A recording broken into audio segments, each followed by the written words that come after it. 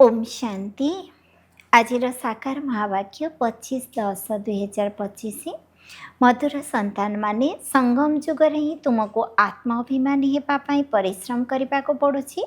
सत्यजुग किंबा कलिजुगरे यह परिश्रम करिया को पड़े नहीं।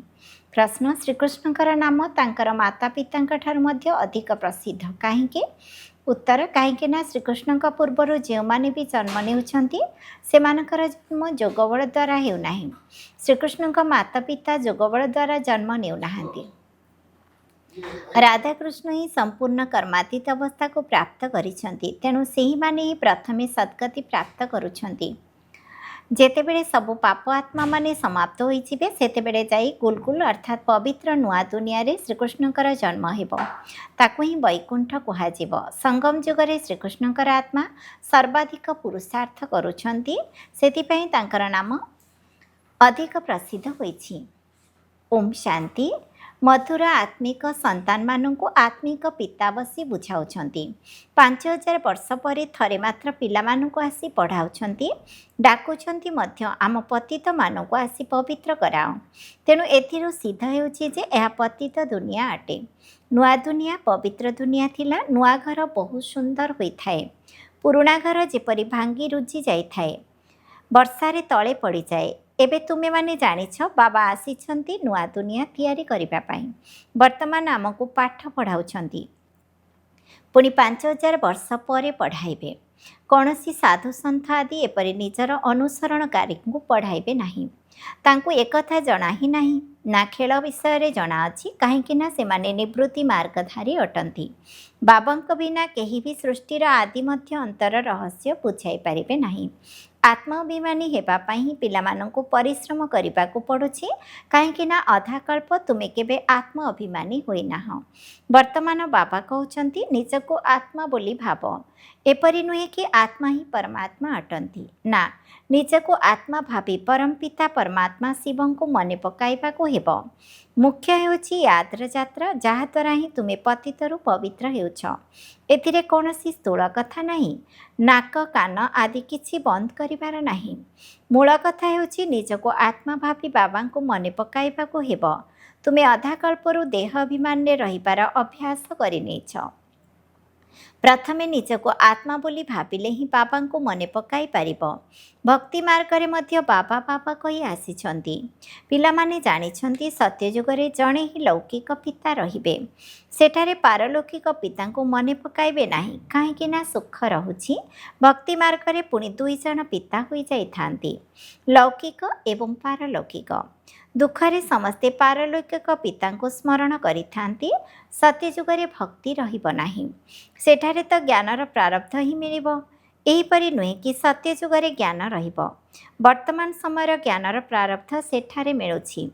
बाबा तो थरे मात्र आसुछंती। अधा कल्प बेहदर बाबांक ठारू सुखर संपत्ति मिलुछि, पुणी लौकिक पितांक ठारू अल्प कालर संपत्ति मिलुछि। एकथा को मनुष्य बुझाई पारिबे नाही। एहा हेउछि नुआ कथा। 5000 वर्षरे संगम जुगरे थरे मात्र बाबा आसुछंती। जेबे कि कलिजुगर अंत एवं सत्यजुग आदिर संगम हेउछि, तेबे जाई बाबा आसुछंती पुनर्बार नुआ दुनिया स्थापन करिबा पाई। नुआ दुनिया रे एही लक्ष्मीनारायणकर राज्य थिला, पुणी त्रेतारे राम राज्य थिला। बाकी देवता मानकर एते जेउ चित्र तैयारी करुछंती ए सबु भक्ति मार्गर सामग्री अटे। बाबा कहउछंती ए सबु को भूली जाओ। वर्तमान निज घर एवं नुआ दुनिया को मने पकाओ। ज्ञान मार्ग बुझिबार मार्ग अटे, जहा द्वारा तुमे 21 जन्मर बुद्धिमान हेउछ। सेठारे कौनसी दुख रहिब नाही। सत्यजुगरे केही एपरि कहिबे नाही जे आमको शांति दरकार। कहा जाए ना मागिबा ठारू मरिबा भल। बाबा तुमको एपरि साहुकार करि देउछंती, जहा फलरे सत्यजुगरे देवता माननको भगवान ठारू कौनसी जिनिस मागिबार आवश्यक पड़ू नाही। एठारे तो आशीर्वाद मागुछंती ना। पोप आसिले केते लोक आशीर्वाद नेबाको आसुछंती। पोप केते जनकर विवाह कराउछंती। बाबा तो ए काम करू नाहांती। भक्ति मार्ग रे जहा अतीत होई जाइछि ताहा एबे पुनर्बार हेउछि, पुणी एहार मध्य पुनरावृत्ति हेबो। ଦିନକୁ ଦିନ ଭାରତର କେତେ ଅଧୋଗତି ହୋଇ ଚାଲିଛି। ଏବେ ତୁମେ ସଙ୍ଗମ ଯୁଗରେ ଅଛ, ବାକି ସମସ୍ତେ ହେଲେ କଳିଯୁଗୀ ମନୁଷ୍ୟ। ଏଠାକୁ ନ ଆସିବା ପର୍ଯ୍ୟନ୍ତ କିଛି ହେଲେ ବି ବୁଝିପାରିବେ ନାହିଁ ଯେ ବର୍ତ୍ତମାନ ସଙ୍ଗମ ଯୁଗ ନା କଳିଯୁଗ ଅଟେ। ଗୋଟିଏ ଘରେ ପିଲାମାନେ କହୁଛନ୍ତି ଆମେ ସଙ୍ଗମ ଯୁଗରେ ଅଛୁ, ବାପ କହୁଛି ଆମେ କଳିଯୁଗରେ ଅଛୁ। ତେଣୁ କେତେ ଅସୁବିଧା ହେଉଛି, ଖାଇବା ପିଇବାରେ ମଧ୍ୟ ଅସୁବିଧା ହେଉଛି। ତୁମେ ସଙ୍ଗମ ଯୁଗୀ ଶୁଦ୍ଧ ପବିତ୍ର ଭୋଜନ ଖାଉଛ। ଦେବତାମାନେ କେବେ ପିଆଜ ଆଦି ଖାଇନଥାନ୍ତି। ଏହି ଦେବତାମାନଙ୍କୁ ନିର୍ବିକାରୀ ବୋଲି କୁହାଯାଉଛି। ଭକ୍ତି ମାର୍ଗରେ ସମସ୍ତେ ତମ ପ୍ରଧାନ ହୋଇଯାଇଛନ୍ତି। ବର୍ତ୍ତମାନ ବାବା ସତୋ ପ୍ରଧାନ ହେବା ପାଇଁ କହୁଛନ୍ତି। ବୁଝିବା ନିମନ୍ତେ କେହି ପ୍ରସ୍ତୁତ ନାହାନ୍ତି ଯେ ଆତ୍ମା ପ୍ରଥମେ ସତୋ ପ୍ରଧାନ ଥିଲା, ପୁଣି ତମ ପ୍ରଧାନ ହୋଇଛି। କାହିଁକି ନା ଭକ୍ତି ମାର୍ଗରେ ଆତ୍ମାକୁ ନିର୍ଲିପ୍ତ ବୋଲି ଭାବୁଛନ୍ତି। ଆତ୍ମା ହିଁ ପରମାତ୍ମା ଅଟେ ଏହିପରି କହିଦେଉଛନ୍ତି। ବାବା କହୁଛନ୍ତି ମୁଁ ହେଉଛି ଜ୍ଞାନର ସାଗର। ଯେଉଁମାନେ ଦେବୀ ଦେବତା ଧର୍ମର ହୋଇଥିବେ ସେମାନେ ପୁନର୍ବାର ଆସି ସମ୍ପତ୍ତି ନେବେ। ଏବେ ଦେବୀ ଦେବତା ଧର୍ମର ସେପ୍ଲିଂ ଲାଗୁଛି। ତୁମେ ବୁଝିଯିବ ଯେ ଇଏ ଏତେ ଉଚ୍ଚ ପଦ ପାଇବା ଯୋଗ୍ୟ ନୁହେଁ। ଘରେ ଯାଇ ବିବାହ ଆଦି କରି ଛି ଛି ବିକାରୀ ହୋଇଯାଉଛନ୍ତି। ତେଣୁ ବୁଝାଯାଏ ଯେ ଉଚ୍ଚ ପଦ ପାଇପାରିବେ ନାହିଁ। ବର୍ତ୍ତମାନ ରାଜତ୍ୱର ସ୍ଥାପନା ହେଉଛି। ବାବା କହୁଛନ୍ତି ମୁଁ ହିଁ ତୁମକୁ ରାଜାମାନଙ୍କର ରାଜା କରୁଥିବାରୁ ପ୍ରଜା ନିଶ୍ଚୟ ତିଆରି କରିବାକୁ ପଡ଼ିବ, ନଚେତ୍ ରାଜ୍ୟ କିପରି ପାଇବ? ଏହା ଗୀତାର ଅକ୍ଷର ଅଟେ ନା? ଏହାକୁ ଗୀତାର ଯୋଗ ବୋଲି କୁହାଯାଉଛି। ତୁମେ ରାଜଯୋଗ ଶିଖୁଛ, ଜାଣିଛ ଯେ ଆଦି ସନାତନ ଦେବୀ ଦେବତା ଧର୍ମର ମୂଳଦୁଆର ସ୍ଥାପନା ହେଉଛି। ସୂର୍ଯ୍ୟବଂଶୀ ଚନ୍ଦ୍ରବଂଶୀ ଉଭୟ ରାଜତ୍ୱ ସ୍ଥାପନା ହେଉଛି। ବ୍ରାହ୍ମଣ କୂଳ ସ୍ଥାପନା ହୋଇସାରିଛି। ବ୍ରାହ୍ମଣ ହିଁ ପୁଣି ସୂର୍ଯ୍ୟବଂଶୀ ଚନ୍ଦ୍ରବଂଶୀ ହେଉଛନ୍ତି। ଯିଏ ଭଲ ଭାବରେ ପରିଶ୍ରମ କରିବେ ସେ ସୂର୍ଯ୍ୟବଂଶୀ ହେବେ। ଅନ୍ୟ ଧର୍ମାବଲମ୍ବୀମାନେ କେବଳ ନିଜର ଧର୍ମ ସ୍ଥାପନ କରିବାକୁ ହିଁ ଆସୁଛନ୍ତି। ଧର୍ମସ୍ଥାପକଙ୍କ ପରେ ସେହି ଧର୍ମର ଆତ୍ମାମାନେ ଆସୁଛନ୍ତି। ତେଣୁ ଧର୍ମର ବୃଦ୍ଧି ହେଉଛି। ଧରିନିଅ କେହି ଯଦି ଖ୍ରୀଷ୍ଟିଆନ ଅଟନ୍ତି ତେବେ ତାଙ୍କର ବୀଜରୂପ ହେଲେ ଖ୍ରୀଷ୍ଟ। ତୁମର ବୀଜରୂପ କିଏ? ବାବା। କାହିଁକି ନା ବାବା ହିଁ ଆସି ବ୍ରହ୍ମାଙ୍କ ଦ୍ୱାରା ସ୍ୱର୍ଗର ସ୍ଥାପନା କରୁଛନ୍ତି। ବ୍ରହ୍ମାଙ୍କୁ ହିଁ ପ୍ରଜାପିତା ବୋଲି କୁହାଯାଉଛି, ତାଙ୍କୁ ରଚୟିତା ବୋଲି କୁହାଯିବ ନାହିଁ। ଏହାଙ୍କ ଦ୍ୱାରା ପିଲାମାନଙ୍କୁ ପୋଷ୍ୟ କରାଯାଉଛି। ବ୍ରହ୍ମାଙ୍କୁ ମଧ୍ୟ ସୃଷ୍ଟି କରୁଛନ୍ତି ନା? ବାବା ଆସି ଏହାଙ୍କ ମଧ୍ୟରେ ପ୍ରବେଶ କରି ଏହାଙ୍କୁ ରଚନା କରୁଛନ୍ତି। ଶିବ ବାବା କହୁଛନ୍ତି ତୁମେ ମୋର ସନ୍ତାନ ଅଟ। ବ୍ରହ୍ମା ମଧ୍ୟ କହୁଛନ୍ତି ତୁମେ ମୋର ସାକାରୀ ସନ୍ତାନ ଅଟ। ଏବେ ତୁମେ କଳା ଛି ଛି ବିକାରୀ ହୋଇଯାଇଛ, ବର୍ତ୍ତମାନ ପୁଣି ବ୍ରାହ୍ମଣ ହୋଇଛ। ଏହି ସଙ୍ଗମରେ ତୁମେ ପୁରୁଷୋତ୍ତମ ଦେବୀ ଦେବତା ହେବା ପାଇଁ ପରିଶ୍ରମ କରୁଛ। ଦେବତା ଏବଂ ଶୂଦ୍ରମାନଙ୍କୁ କୌଣସି ପରିଶ୍ରମ କରିବାକୁ ପଡ଼ୁନାହିଁ। ତୁମ ବ୍ରାହ୍ମଣମାନଙ୍କୁ ଦେବତା ହେବା ପାଇଁ ପରିଶ୍ରମ କରିବାକୁ ପଡ଼ୁଛି। ବାବା ସଙ୍ଗମରେ ହିଁ ଆସୁଛନ୍ତି। ଏହା ବହୁତ ଛୋଟ ଯୁଗ ଅଟେ, ସେଥିପାଇଁ ଏହାକୁ ଅଧିଯୁଗ ବୋଲି କୁହାଯାଉଛି।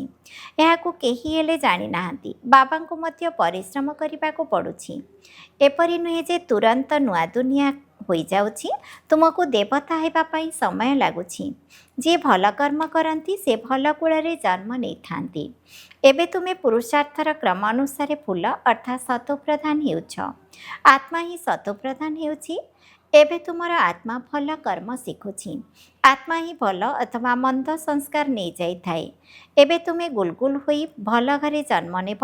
ଏଠାରେ ଯେଉଁମାନେ ଭଲ ପୁରୁଷାର୍ଥ କରୁଛନ୍ତି ସେମାନେ ନିଶ୍ଚୟ ଭଲ କୂଳରେ ଜନ୍ମ ନେବେ। କ୍ରମ ଅନୁସାରେ ତ ରହିବେ ନା? କ୍ରମ ଅନୁସାରେ ଜନ୍ମ ନେଇଥାନ୍ତି। ଯେତେବେଳେ ଖରାପ କର୍ମ କରୁଥିବା ଆତ୍ମା ବିଲକୁଲ ହୋଇ ବିନାଶ ହୋଇଯିବେ ସେତେବେଳେ ସ୍ୱର୍ଗର ସ୍ଥାପନା ହୋଇଯିବ। ତମ ପ୍ରଧାନ ଆତ୍ମାମାନେ ସବୁ ବିନାଶ ହୋଇଯିବେ, ପୁଣି ନୂଆ ଦେବତାମାନଙ୍କର ଆସିବା ଆରମ୍ଭ ହେବ। ଯେତେବେଳେ ସବୁ ଭ୍ରଷ୍ଟାଚାରୀ ଶେଷ ହୋଇଯିବେ ସେତେବେଳେ ଶ୍ରୀକୃଷ୍ଣଙ୍କର ଜନ୍ମ ହେବ। ସେ ପର୍ଯ୍ୟନ୍ତ ତୁମର ଅଦଳ ବଦଳ ହୋଇ ଚାଲିବ। କେହି ବିକାରୀ ନ ରହିଲେ ହିଁ ଯାଇ ଶ୍ରୀକୃଷ୍ଣ ଆସିବେ। ସେ ପର୍ଯ୍ୟନ୍ତ ତୁମମାନଙ୍କର ଯିବା ଆସିବା ଚାଲିଥିବ। କୃଷ୍ଣଙ୍କୁ ଧାରଣ କରିବା ପାଇଁ ମାତା ପିତା ପୂର୍ବରୁ ଦରକାର ନା? ପୁଣି ସବୁ ଭଲ ଭଲ ଆତ୍ମାମାନେ ରହିବେ, ବାକି ସମସ୍ତେ ଚାଲିଯିବେ। ତେବେ ଯାଇ ତାକୁ ସ୍ୱର୍ଗ କୁହାଯିବ। ତୁମେ ଶ୍ରୀକୃଷ୍ଣଙ୍କୁ ସ୍ୱାଗତ କରିବା ନିମନ୍ତେ ରହିବ। ଯଦିଓ ତୁମର ଜନ୍ମ ବିକାର ଦ୍ୱାରା ହେବ, କାହିଁକି ନା ରାବଣ ରାଜ୍ୟ ଅଟେ ନା? ଶୁଦ୍ଧ ଜନ୍ମ ତ ହୋଇପାରିବ ନାହିଁ। प्रथमे प्रथमे श्रीकृष्णଙ୍କର ହିଁ ପବିତ୍ର ଜନ୍ମ ହେବ। ତାହାପରେ ନୂଆ ଦୁନିଆକୁ ବୈକୁଣ୍ଠ ବୋଲି କୁହାଯିବ। ଶ୍ରୀକୃଷ୍ଣ ବିଲକୁଲ ଗୁଲଗୁଲ ଅର୍ଥାତ୍ ପବିତ୍ର ନୂଆ ଦୁନିଆକୁ ଆସିବେ। ରାବଣ ସମ୍ପ୍ରଦାୟ ହିଁ ବିଲକୁଲ ସମାପ୍ତ ହୋଇଯିବ। ଶ୍ରୀକୃଷ୍ଣଙ୍କର ନାମ ତାଙ୍କ ମାତା ପିତାଙ୍କ ଠାରୁ ମଧ୍ୟ ଅଧିକ ପ୍ରସିଦ୍ଧ ହେବ। ଶ୍ରୀକୃଷ୍ଣଙ୍କର ମାତା ପିତାଙ୍କର ନାମ ଏତେ ପ୍ରତ୍ୟକ୍ଷ ହେବ ନାହିଁ। ଶ୍ରୀକୃଷ୍ଣଙ୍କ ପୂର୍ବରୁ ଯେଉଁମାନଙ୍କର ଜନ୍ମ ହେଉଛି ତାଙ୍କର ଜନ୍ମ ଯୋଗବଳ ଦ୍ୱାରା ହେଉଛି ବୋଲି କୁହାଯିବ ନାହିଁ। ଏପରି ନୁହେଁ ଯେ ଶ୍ରୀକୃଷ୍ଣଙ୍କର ମାତା ପିତା ଯୋଗବଳ ଦ୍ୱାରା ଜନ୍ମ ନେଇଛନ୍ତି। ନା, ଯଦି ଏପରି ହୋଇଥାନ୍ତା ତେବେ ତାଙ୍କର ମଧ୍ୟ ନାମ ପ୍ରସିଦ୍ଧ ହୋଇଥାନ୍ତା। ତେଣୁ ଏଥିରୁ ସିଦ୍ଧ ହେଉଛି ତାଙ୍କର ମାତା ପିତା ଏତେ ପୁରୁଷାର୍ଥ କରିନାହାନ୍ତି ଯେତିକି ଶ୍ରୀକୃଷ୍ଣ କରିଛନ୍ତି। ଏସବୁ କଥା ତୁମେ ଭବିଷ୍ୟତରେ ବୁଝିଯିବ। ରାଧାକୃଷ୍ଣ ହିଁ ସମ୍ପୂର୍ଣ୍ଣ କର୍ମାତୀତ ଅବସ୍ଥାଧାରୀ ଅଟନ୍ତି। ହଁ, ସେ ହିଁ ସଦ୍ଗତି ପ୍ରାପ୍ତ କରୁଛନ୍ତି। ସବୁ ପାପାତ୍ମାମାନଙ୍କର ସମାପ୍ତି ହେଲେ ଯାଇ ତାଙ୍କର ଜନ୍ମ ହେଉଛି। ତାକୁ ହିଁ ପବିତ୍ର ଦୁନିଆ କୁହାଯିବ। ସେଥିପାଇଁ ଶ୍ରୀକୃଷ୍ଣଙ୍କର ଏତେ ଖ୍ୟାତି ହେଉଛି। ତାଙ୍କ ମାତା ପିତାଙ୍କର ଏତେ ଗାୟନ ହେଉନାହିଁ। ଆଗକୁ ହେଲେ ତୁମକୁ ବହୁ ସାକ୍ଷାତକାର ହେବ। ସମୟ ତ ଅଛି। ତୁମେ କାହାକୁ ହେଲେ ବି ବୁଝାଇ ପାରିବ। ଆମେ ଏପରି ଲକ୍ଷ୍ମୀନାରାୟଣ ହେବା ପାଇଁ ପାଠ ପଢ଼ୁଛୁ। ବର୍ତ୍ତମାନ ବିଶ୍ୱରେ ଏହାଙ୍କର ରାଜ୍ୟ ସ୍ଥାପନ ହେଉଛି। ଆମ ନିମନ୍ତେ ତ ନୂଆ ଦୁନିଆ ଆବଶ୍ୟକ। ଏବେ ତୁମକୁ ଦୈବୀ ସମ୍ପ୍ରଦାୟର ବୋଲି କୁହାଯିବ ନାହିଁ। ତୁମେ ବ୍ରାହ୍ମଣ ସମ୍ପ୍ରଦାୟର ଅଟ। ଦେବତା ହେବାକୁ ଯାଉଛ। ଦୈବୀ ସମ୍ପ୍ରଦାୟ ହୋଇଗଲେ ତୁମର ଆତ୍ମା ଏବଂ ଶରୀର ଉଭୟ ପବିତ୍ର ହୋଇଯିବ। ଏବେ ତୁମେ ସଙ୍ଗମ ଯୁଗୀ ପୁରୁଷୋତ୍ତମ ହେବାକୁ ଯାଉଛ। ଏସବୁ ପରିଶ୍ରମର କଥା ଅଟେ। ୟା ଦ୍ୱାରା ବିକର୍ମାଜିତ ହେବାକୁ ପଡ଼ିବ। ତୁମେ ନିଜେ କହୁଛ ଘଡ଼ିକୁ ଘଡ଼ି ସ୍ମୃତି ଭୁଲି ଯାଉଛୁ। ବାବା ପିକନିକ୍ କରିବାକୁ ଗଲେ ମଧ୍ୟ ଶିବ ବାବାଙ୍କର ଖିଆଲ ରହିଥାଏ। ଆମେ ବାବାଙ୍କ ସ୍ମୃତିରେ ନ ରହିଲେ ବାବା କ'ଣ କହିବେ? ସେଥିପାଇଁ ବାବା କହୁଛନ୍ତି ତୁମେ ବାବାଙ୍କ ସ୍ମୃତିରେ ବସି ପିକନିକ୍ କର। କର୍ମ କରୁଥିବା ସମୟରେ ପରମାତ୍ମା ପ୍ରେମିକଙ୍କୁ ମନେ ପକାଇଲେ ବିକର୍ମ ବିନାଶ ହେବ। ଏହିଥିରେ ହିଁ ମେହନତ ରହିଛି। ୟା ଦ୍ୱାରା ଆତ୍ମା ପବିତ୍ର ହେବ।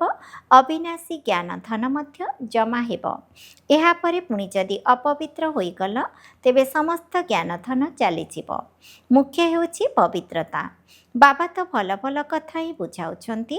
ଏହି ସୃଷ୍ଟିର ଆଦି ମଧ୍ୟ ଅନ୍ତର ଜ୍ଞାନ ଆଉ କାହା ପାଖରେ ବି ନାହିଁ। ଅନ୍ୟ ଯେଉଁ ସବୁ ସତ୍ସଙ୍ଗ ଆଦି ରହିଛି ସେସବୁ ଭକ୍ତି ମାର୍ଗର ଅଟେ। ବାବା ବୁଝାଉଛନ୍ତି ବାସ୍ତବରେ ପ୍ରବୃତ୍ତି ମାର୍ଗଧାରୀକୁ ହିଁ ଭକ୍ତି କରିବାକୁ ହେବ। ତୁମ ପାଖରେ ତ ବହୁତ ଶକ୍ତି ରହିଛି। ଘରେ ବସି ତୁମକୁ ସୁଖ ମିଳିଯାଉଛି। ସର୍ବଶକ୍ତିମାନ ବାବାଙ୍କ ଠାରୁ ତୁମେ ଏତେ ଶକ୍ତି ନେଉଛ। ପୂର୍ବରୁ ସନ୍ନ୍ୟାସୀମାନେ ଜଙ୍ଗଲରେ ରହୁଥିବାରୁ ତାଙ୍କ ପାଖରେ ଶକ୍ତି ଥିଲା। ବର୍ତ୍ତମାନ ତ କେତେ ବଡ଼ ବଡ଼ କୋଠା ତିଆରି କରି ରହୁଛନ୍ତି। ବର୍ତ୍ତମାନ ସେହି ଶକ୍ତି ନାହିଁ। ଯେପରି ତୁମ ପାଖରେ ମଧ୍ୟ ପୂର୍ବରୁ ସୁଖର ଶକ୍ତି ଥିଲା, ପୁଣି ଗୁପ୍ତ ହୋଇଗଲା। ତାଙ୍କ ପାଖରେ ମଧ୍ୟ ପୂର୍ବରୁ ଶାନ୍ତିର ଶକ୍ତି ଥିଲା, ବର୍ତ୍ତମାନ ତାହା ନାହିଁ। ପୂର୍ବରୁ ତ ସତ୍ୟ କହୁଥିଲେ ଯେ ରଚୟିତା ଏବଂ ରଚନାକୁ ଆମେ ଜାଣିନାହୁଁ। ବର୍ତ୍ତମାନ ତ ନିଜକୁ ଭଗବାନ ଶିବ ହମ୍ ବୋଲି ମଧ୍ୟ କହିଦେଉଛନ୍ତି। ବାବା ବୁଝାଉଛନ୍ତି ବର୍ତ୍ତମାନ ସାରା ବୃକ୍ଷ ତମ ପ୍ରଧାନ ଅଟେ। ସେଥିପାଇଁ ସମସ୍ତଙ୍କର ଉଦ୍ଧାର କରିବାକୁ ମୁଁ ଆସିଛି। ଏହି ଦୁନିଆ ହିଁ ବଦଳିଯିବ। ସବୁ ଆତ୍ମାମାନେ ଘରକୁ ଚାଲିଯିବେ। ଜଣେ ହେଲେ ବି ନାହାନ୍ତି ଯାହାଙ୍କୁ ଜଣାଅଛି କି ଆମ ଆତ୍ମାରେ ଅବିନାଶୀ ଅଭିନୟ ଭରି ହୋଇ ରହିଛି, ଯାହାର ପୁଣି ଥରେ ପୁନରାବୃତ୍ତି କରିବୁ। ଏତେ ଛୋଟ ଆତ୍ମାରେ ଅବିନାଶୀ ଅଭିନୟ ଭରି ରହିଛି, ଯାହାର କେବେ ବିନାଶ ହେଉନାହିଁ। ଏଥି ନିମନ୍ତେ ବୁଦ୍ଧି ବହୁତ ପବିତ୍ର ହେବା ଦରକାର। ଏହା ସେତେବେଳେ ହେବ ଯେବେ ତୁମେ ଯୋଗଯୁକ୍ତ ସ୍ଥିତିରେ ମଗ୍ନ ହୋଇ ରହିବ। ପରିଶ୍ରମ ବିନା ତ ପଦ ମିଳିବ ନାହିଁ। ସେଥିପାଇଁ ଗାୟନ ରହିଛି, ଚଢ଼ିଲେ ଚାଖିବ। କେଉଁଠି ଉଚ୍ଚରୁ ଉଚ୍ଚ ରାଜାମାନଙ୍କର ରାଜା ଦ୍ୱିମୁକୁଟଧାରୀ, କେଉଁଠି ପ୍ରଜା। ଆମକୁ ଏକ ବାବା ହିଁ ପଢ଼ାଉଛନ୍ତି। ଏଥିପାଇଁ ଭଲ ବୁଦ୍ଧି ଆବଶ୍ୟକ। ବାବା ବାରମ୍ବାର ବୁଝାଉଛନ୍ତି ମୁଖ୍ୟ ହେଉଛି ୟାଦର ଯାତ୍ରା। ମୁଁ ତୁମକୁ ପାଠ ପଢ଼ାଇ ବିଶ୍ୱର ମାଲିକ କରାଉଛି। ତେଣୁ ଶିକ୍ଷକ ଗୁରୁ ବି ହେବ ନା। ବାବା ତ ହେଉଛନ୍ତି ଶିକ୍ଷକମାନଙ୍କର ଶିକ୍ଷକ, ପିତାମାନଙ୍କର ପିତା। ଏକଥା ତ ତୁମେମାନେ ଜାଣିଛ ଯେ ଆମର ବାବା ବହୁତ ସ୍ନେହୀ ଅଟନ୍ତି।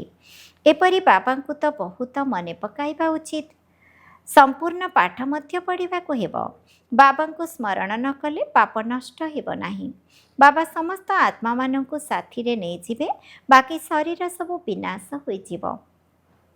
ଆତ୍ମାମାନେ ନିଜ ନିଜ ଧର୍ମର ବିଭାଗରେ ଯାଇ ନିବାସ କରିବେ। ଆଚ୍ଛା, ମିଠା ମିଠା ଶିଖିଲଥେ ସନ୍ତାନମାନଙ୍କ ପ୍ରତି ମାତା ପିତା ବାପଦାଦାଙ୍କର ମଧୁର ସ୍ନେହ ସମ୍ପନ୍ନ ଶୁଭେଚ୍ଛା ଏବଂ ସୁପ୍ରଭାତ। ଆତ୍ମିକ ପିତାଙ୍କର ଆତ୍ମିକ ସନ୍ତାନମାନଙ୍କୁ ନମସ୍ତେ। ଆମ ଆତ୍ମିକ ସନ୍ତାନମାନଙ୍କର ମଧ୍ୟ ଆତ୍ମିକ ପିତାଙ୍କୁ ନମସ୍ତେ ନମସ୍ତେ ନମସ୍ତେ। ଧାରଣା ପାଇଁ ମୁଖ୍ୟ ସାରାଂଶ 1 ନମ୍ବର, ବୁଦ୍ଧିକୁ ପବିତ୍ର କରିବା ପାଇଁ ଯୋଗର ଯାତ୍ରାରେ ମସ୍ତ ହୋଇ ରହିବାକୁ ହେବ। କର୍ମଧନ୍ଦା କରୁଥିଲେ ମଧ୍ୟ ଏକମାତ୍ର ପ୍ରେମିକ ପରମାତ୍ମାଙ୍କ ସ୍ମୃତି ରହୁ, ତେବେ ଯାଇ ବିକର୍ମାଜିତ ହୋଇପାରିବ। 2 ନମ୍ବର, ଏହି ଛୋଟିଆ ଯୁଗରେ ମନୁଷ୍ୟରୁ ଦେବତା ହେବା ପାଇଁ ମେହନତ କରିବାକୁ ହେବ। ଭଲ କର୍ମ ଅନୁସାରେ ଭଲ ସଂସ୍କାରକୁ ଧାରଣ କରି ଭଲ କୂଳରେ ଜନ୍ମ ନେବାକୁ ହେବ। ବରଦାନ, ନିଜର ଆତ୍ମିକ ପ୍ରକାଶ ଦ୍ୱାରା ବାୟୁମଣ୍ଡଳକୁ ପରିବର୍ତ୍ତନ କରିବାର ସେବା କରୁଥିବା ସହଜ ସଫଳତା ମୂରତ ହୁଅ। ଯେପରି ସାକାର ଦୁନିଆରେ ଯେଉଁ ରଙ୍ଗର ଆଲୋକ ଜଳାଉଛ, ସେହିପରି ବାତାବରଣ ସୃଷ୍ଟି ହୋଇଯାଉଛି। ଯଦି ସବୁଜ ରଙ୍ଗର ଆଲୋକ ଜଳୁଥିବ, ତେବେ ଚାରିଆଡ଼େ ସେହିଭଳି ଆଲୋକ ବିଚ୍ଛୁରିତ ହୋଇଯିବ। ଯଦି ଲାଲ ରଙ୍ଗର ଆଲୋକ ଜଳାଉଛ, ତେବେ ଯୋଗର ବାତାବରଣ ସୃଷ୍ଟି ହୋଇଯାଉଛି। ତେବେ ସ୍ଥୂଳ ଆଲୋକ ଯଦି ବାୟୁମଣ୍ଡଳକୁ ପରିବର୍ତ୍ତନ କରିଦେଇ ପାରୁଛି, ତେବେ ତୁମ ଭଳି ଲାଇଟ୍ ହାଉସ୍ ଆତ୍ମାମାନେ ମଧ୍ୟ ପବିତ୍ରତାର ଆଲୋକ ବା ସୁଖର ଆଲୋକ ଦ୍ୱାରା ବାୟୁମଣ୍ଡଳକୁ ପରିବର୍ତ୍ତନ କରିବାର ସେବା କର, ଯାହାଦ୍ୱାରା ସଫଳତା ମୂରତ ହୋଇଯିବ। ତେବେ ସ୍ଥୂଳ ଆଲୋକକୁ ଆଖି ଦ୍ୱାରା ଦେଖିପାରୁଛନ୍ତି, କିନ୍ତୁ ଆତ୍ମିକ ପ୍ରକାଶକୁ ଅନୁଭବ ଦ୍ୱାରା ଜାଣିବେ। ସ୍ଲୋଗାନ, ବ୍ୟର୍ଥ କଥାବାର୍ତ୍ତାରେ ସମୟ ଏବଂ ସଂକଳ୍ପ ନଷ୍ଟ କରିବା, ଏହା ମଧ୍ୟ ଅପବିତ୍ରତା ଅଟେ। ଅବ୍ୟକ୍ତ ଇଶାରା, ନିଜ ପ୍ରତି ଏବଂ ସମସ୍ତଙ୍କ ପ୍ରତି ନିଜର ସଂକଳ୍ପ ଦ୍ୱାରା ଯୋଗର ଶକ୍ତିଗୁଡ଼ିକୁ ପ୍ରୟୋଗ କର। କୌଣସି ସମ୍ପତ୍ତିକୁ କମ୍ ଖର୍ଚ୍ଚ କରି ଅଧିକ ପ୍ରାପ୍ତି କରିନେବା, ଏହା ହିଁ ହେଉଛି ଯୋଗର ପ୍ରୟୋଗ। ଯେହେତୁ ସମୟ ଏବଂ ସଂକଳ୍ପ ତୁମର ଶ୍ରେଷ୍ଠ ସମ୍ପତ୍ତି ଅଟେ, ତେଣୁ ସଂକଳ୍ପ କମ୍ ଖର୍ଚ୍ଚ ହେଉ କିନ୍ତୁ ପ୍ରାପ୍ତି ଅଧିକ ମିଳୁ। ଯେଉଁ କାର୍ଯ୍ୟରେ ଗୋଟିଏ ସାଧାରଣ ବ୍ୟକ୍ତି 2-4 ମିନିଟ୍ ସଂକଳ୍ପ କରିବା ପରେ ବା ଚିନ୍ତା କରିବା ପରେ ସଫଳତା ପାଇପାରିବେ, ଏହାକୁ କୁହାଯାଏ କମ୍ ଖର୍ଚ୍ଚ ବାଲା ନସିନ୍। ତେଣୁ ଖର୍ଚ୍ଚ କମ୍ କର କିନ୍ତୁ ପ୍ରାପ୍ତି 100 ଗୁଣା ହେଉ। ଏହାଦ୍ୱାରା ସମୟର ବା ସଂକଳ୍ପର ଯେଉଁ ସଞ୍ଚୟ ହେବ, ତାକୁ ଅନ୍ୟମାନଙ୍କର ସେବାରେ ଲଗାଇ ପାରିବ, ଅର୍ଥାତ୍ ଦାନ ପୁଣ୍ୟ କରିପାରିବ। ଏହା ହିଁ ହେଉଛି ଯୋଗର ପ୍ରୟୋଗ। ଓମ୍ ଶାନ୍ତି।